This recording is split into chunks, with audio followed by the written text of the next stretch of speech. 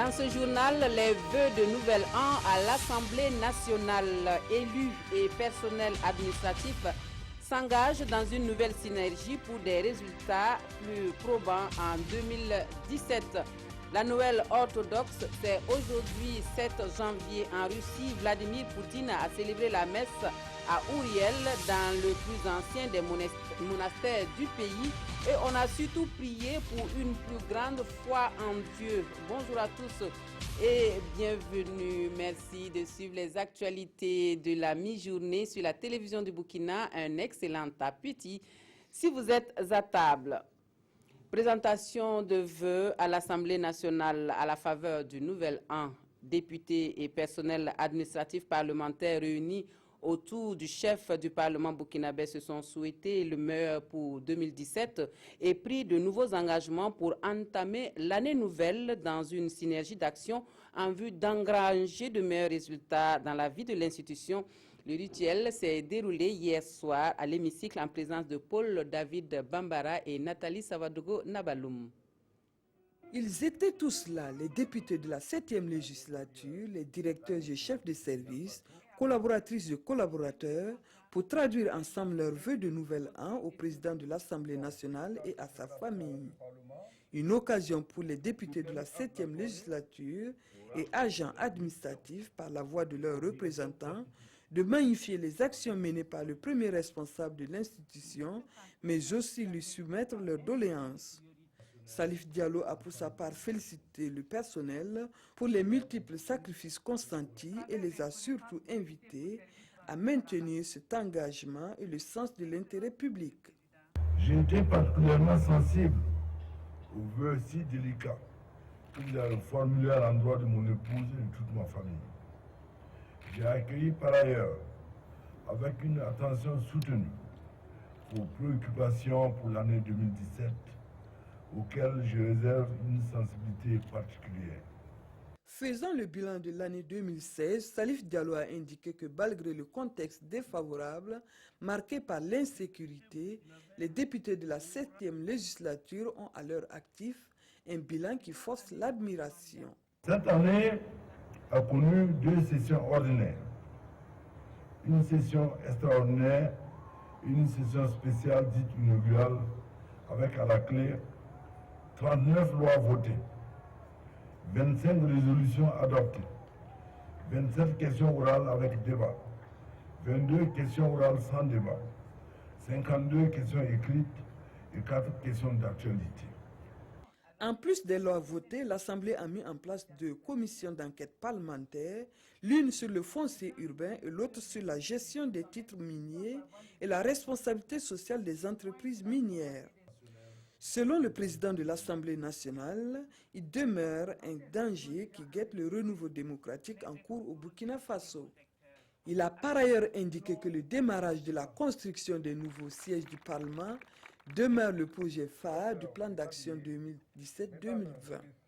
De nombreux chantiers à venir et Salif Diallo sait pouvoir compter sur l'engagement renouvelé et le dévouement sans faille de tous ses collaborateurs pour l'enracinement et au renforcement de l'état de droit et de la démocratie, mais aussi la promotion de la bonne gouvernance. Et puis, la nouvelle coordonnatrice pays de l'Union africaine des ONG de développement a été officiellement installée dans ses fonctions ce matin même à Ouagadougou. Et avec elle, 14 directeurs de réseau. Martine Yabré et les nouveaux membres ont décliné leur ambition pour le développement du Burkina Faso qui se résume en la mobilisation de ressources aussi bien au plan national qu'international. La cérémonie d'investiture était sous le patronage du président de l'Assemblée nationale. Des précisions avec Souleymane Sanou, Fanta Kando et Yolande Lompo. C'est elle, Martine Yabré, qui est désormais chargée de la coordination pays de l'UAOD, l'Union africaine des ONG de développement pour le Burkina Faso. Avec son équipe de 14 directeurs de réseau ici présentés, ils vont travailler à la cohésion entre les responsables d'organisations de la société civile et veiller à proposer des projets qui entrent dans le cadre global du PNDS. L'Union africaine des ONG de développement se donnera les moyens humains nécessaires et essaiera de cibler, mobiliser les opportunités qui pourraient profiter au développement par le biais de ses conseillers au niveau national et international et les diriger vers des réalisations concrètes de développement. Cette investiture fait suite à la création de l'Union africaine des ONG pour le développement survenue les 18 et 19 août dernier à Yamoussoukro en Côte d'Ivoire. Et les autorités du Burkina se disent prêtes à accompagner l'UAOD dans ses missions. Les ONG de développement sont là pour donner du relief à l'action des gouvernements.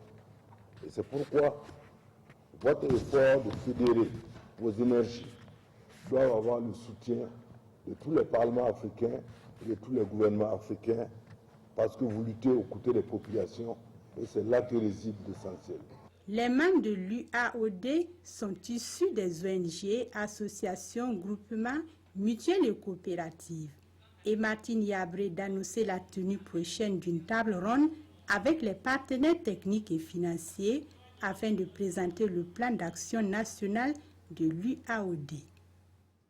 À Bobo Dioulasso, des groupements et associations de femmes bénéficient de soutien financier pour le lancement de 2 projets de lutte contre le mariage des enfants et entreprendre au féminin. Des associations de tisseuses ont également reçu des financements pour leurs activités. Le point avec Hassan Gourabou, Siriki Milogo et Moumouni Barou. Promouvoir l'entrepreneuriat féminin et lutter contre le mariage d'enfants, voilà des préoccupations majeures du ministère en charge de la femme, de la solidarité nationale et de la famille. Ce sont là des projets qui s'inscrivent dans le programme national pour l'autonomisation des femmes et les dividendes démographiques au Sahel. Protéger, promouvoir les droits de la jeune fille, des adolescents, et de pouvoir vraiment nous afficher comme acteurs de lutte contre le mariage d'enfants et aussi de pouvoir travailler à l'autonomisation socio-économique de la femme. Nous continuerons effectivement à travers les canaux qui sont là, à travers les 13 fonds, de faire en sorte que le Burkina continue de bénéficier de l'appui de la Banque mondiale. Le lancement de ces 2 projets s'effectue conjointement avec la remise d'un chèque de 15 millions de francs CFA à 250 associations et groupements de tisseuses. On a pu former 500 femmes de 250 associations de femmes alors, en technique de tissage et ce matin nous sommes là pour leur remettre un chèque. On les remercie de tout cœur parce qu'ils nous ont aidés à avoir de l'argent pour faire le tissage. Donc les mots nous manquent de les remercier. Le programme régional pour l'autonomisation des femmes et les dividendes démographiques intervient au Niger, Tchad, Mauritanie, Mali, Côte d'Ivoire et au Burkina Faso. Le coût de réalisation de ces 2 projets s'élève à 5,301 milliards de francs CFA. Et puis, la délégation générale du FESPACO annonce depuis Abidjan des innovations majeures de la 25e biennale du cinéma africain à Ouagadougou. Au titre de ces innovations, faire du marché international du cinéma et de la télévision un véritable pôle industriel et un village Aquaba prévu pour la Côte d'Ivoire pour magnifier le brassage culturel. On en sait davantage avec Salifou Belem et Mounira Keri. En plus des expositions dédiées aux entreprises et aux partenaires du FESPACO, au MICA 2017, l'accent sera mis sur les rencontres entre les professionnels du cinéma et de l'audiovisuel. Le marché international du cinéma et de la télévision africaine, l'une des activités phares de ce grand rendez-vous du cinéma africain, entend devenir un véritable pôle industriel et économique du FESPACO. Le MICA cette année va se délocaliser au Centre international de conférence de Ouagadougou, qui va offrir toutes les commodités. Et pour orienter le maximum de festivaliers vers ce MICA-là, vers cette nouvelle dimension, nous allons y programmer toutes les activités hors sélection de films. Le FESPACO 2017, dans la journée, va se dérouler au niveau du MICA pour qu'on discute autour des questions du développement de notre cinéma. Autre innovation annoncée à cette conférence d'Abidjan par le ministre de la Culture, la Nuit des célébrités. Une trouvaille attribuée à l'actrice burkinabé Georgette Paris qui vise à donner plus de visibilité aux acteurs du 7e art. C'est les sommités, ceux qui sont bien connus, ceux qui défraient la chronique, ceux qui font l'affiche des films, c'est eux-là qu'on met à l'honneur. C'est le tapis rouge. Et donc, avec une collaboratrice, on a suggéré cette idée à la délégation du FESPACO. Pour traduire sa reconnaissance au Burkina, la Côte d'Ivoire, pays invité d'honneur de la 25e édition du FESPACO, compte implanter sur le site de la Biennale du cinéma africain un cadre dénommé Village Aquaba. Un espace qui se veut artistique et fédérateur des peuples burkinabés et ivoiriens dans leur diversité culturelle et culinaire. Retour au Burkina Faso et on parle toujours culture avec les conseillers municipaux qui renforcent leur capacité dans la gestion du patrimoine culturel. La concertation qui a lieu à Ouagadougou devrait également permettre d'identifier des stratégies de développement local. Des précisions avec Amado Ilboudo et Draman Guéné. Définir les enjeux actuels de la culture et présenter quelques stratégies de développement local sont entre autres les objectifs visés par cette session de travail des conseillers municipaux du Burkina. Venus des différentes communes du pays, ils ont une journée pour renforcer les capacités des acteurs des collectivités territoriales en matière de culture. C'est justement amener les élus locaux à prendre en compte la dimension culturelle du développement et à s'approprier les enjeux de la culture pour leur territoire. Nous voulons faire en sorte que les élus, qui sont des décideurs au niveau municipal, puissent donc s'approprier les enjeux sociaux, économiques, politiques et partant des nouveaux enjeux de la culture pour leur territoire.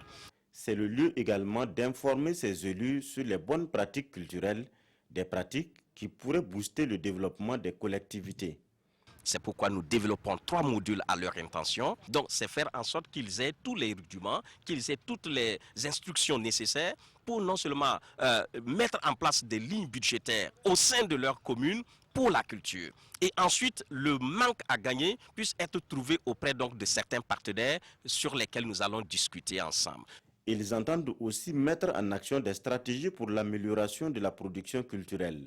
L'initiative est de l'Organisation pour le développement de la culture, ORDEC. Actualité hors de chez nous et nous repartons en Côte d'Ivoire où la grogne qui est partie de Bouaké a gagné plusieurs villes. Les revendications des soldats mutins portent sur le paiement de primes et une promotion et le ministre ivoirien de la Défense invite au dialogue. Situation inquiétante à Bouaké en Côte d'Ivoire où de nombreux coups de feu ont été entendus ce matin. Des soldats, hier, ont lancé une mutinerie et contrôleraient la ville à l'heure actuelle. Les militaires demandent des augmentations de salaire et des logements. Le ministre de la Défense ivoirien a déclaré être en train d'étudier ces revendications et a promis d'y répondre. Mais hier, le mouvement de protestation militaire s'est étendu à d'autres villes. Le gouvernement a lancé un appel au calme. Aux États-Unis d'Amérique, une fusillade en Floride fait 5 morts et des blessés. Le tireur, un ancien soldat qui aurait servi en Irak, le drame a eu lieu dans un aéroport. Les États-Unis sous le choc de la fusillade de l'aéroport de Fort Lauderdale en Floride. Un homme a tiré sur des voyageurs dans la zone de retrait des bagages et fait 5 morts et 8 blessés. Le tireur serait un ancien soldat américain du nom d'Esteban Santiago. Il aurait notamment servi en Irak. Il venait de débarquer d'un vol en provenance d'Alaska via le Minnesota. Il a récupéré son arme dans son bagage enregistré en soute et l'a rechargée dans les toilettes. Il a ensuite vidé son chargeur puis s'est laissé interpeller dans le calme. Il se serait présenté il y a peu au FBI déclarant que des voix l'obligeaient à regarder des vidéos du groupe État islamique. Il avait alors été envoyé en hôpital psychiatrique. Le gouverneur de Floride a présenté ses condoléances aux familles endeuillées et exprimé son soutien à celles qui avaient encore un proche se battant pour survivre. Rick Scott a également rapporté ses échanges avec Donald Trump et son vice-président. Ils m'ont assuré qu'ils feraient tout leur possible pour que nous puissions disposer des ressources du gouvernement fédéral en cas de besoin, a déclaré le gouverneur de Floride. L'aéroport est fermé jusqu'à nouvel ordre. Plus de 73 000 voyageurs transitent ici chaque jour. Il s'agit de la deuxième tuerie en Floride en 6 mois. En juin, 49 personnes avaient été tuées dans l'attaque d'un club gay d'Orlando. Noël orthodoxe en Russie, on a prié pour une plus grande foi en Dieu devant les difficultés de cette vie. Vladimir Poutine a participé à la messe de la Nativité cette année au monastère Saint-Georges de Ouriev. C'est ce jour donc que les orthodoxes célèbrent la naissance de Jésus. 7 jours après le calendrier grégorien, c'est le Noël orthodoxe, selon le calendrier julien. En Russie et dans beaucoup d'autres pays d'Orient, les chrétiens célèbrent la naissance du Christ. À Moscou, c'est une cathédrale du Christ Saint-Sauveur bondée qui a accueilli le Premier ministre russe Dmitri Medvedev hier soir pour la messe de minuit. Nous allons prier et espérer que Dieu nous guide, chacun d'entre nous sur la route de la vie, a déclaré le patriarche Cyril, et que nous soyons capables de surmonter les difficultés, le chagrin et les crises qui sont là aujourd'hui.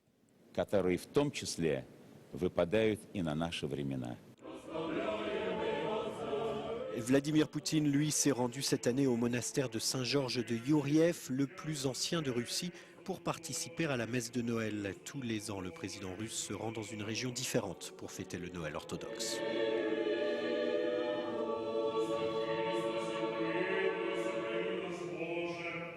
Voilà, ainsi s'achèvent les informations de la mi-journée sur la télévision du Burkina. Merci de votre attention.